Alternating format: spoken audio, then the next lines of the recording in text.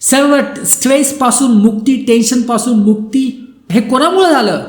येशू ख्रिस्तानी जे कार्य केलेलं आहे कुसावर त्यामुळं. पण प्रियानो, दुःखाची गोष्ट म्हणजे पुष्कळ जण जे आहेत त्यावर ते पुष्कळ जण जे आहेत, पुष्कळ ख्रिस्ती जण जे येशू ख्रिस्तानी पूर्ण केलेले काव्य आहे त्यामध्ये ते विश्रांती घेत नाहीत.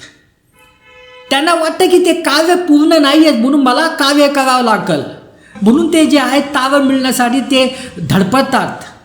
त्यांना वाटतं की स्वतःच्या परफॉर्मन्समुळं जे आहे त्यांना तारण प्राप्त होईल आणि ते स्वर्गात जाऊ शकतील. त्यांना वाटतं की जर मी एवढी प्रार्थना केली, एवढे उपास केले, एवढे दान दिले, एवढंच हे केलं, एवढं ते केलं तर मी स्वर्गात जाऊ शकेल. आणि त्यासाठी ते धडपडत असतात आणि ते पडतात. कारण प्रियांनो, स्वतःच्या परफॉर्मन्सवर तुम्ही कधीही देवाचे आशीर्वाद घेऊ शकत नाही. स्वतःचे परफॉर्मन्सवर तुम्हाला कधीही देवाची जे आरोग्य आहे, जे हिलिंग आहे ते तुम्हाला मिळणार नाही आहे. पुष्कळ जण जेव्हा आजारी असतात तर ते स्ट्रेसमध्ये येतात आणि ते खूप काही गोष्टी करतात.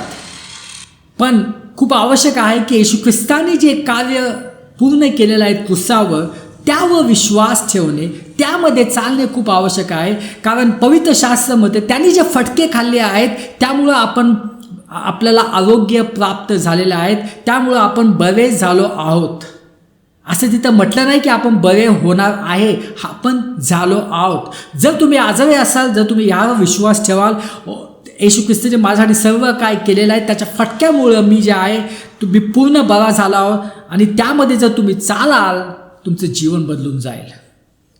प्रियानो, देवाचे सर्व आशीर्वाद जे आहे कधी मिळतात? जेव्हा त्याने जे कार्य केलेलं आहे क्रूसावर त्यावर आपण विश्वास ठेवतो आणि त्याच्या विश्रांतीमध्ये जेव्हा आपण येतो तेव्हा आपल्या देवाचा आशीर्वाद मिळतो.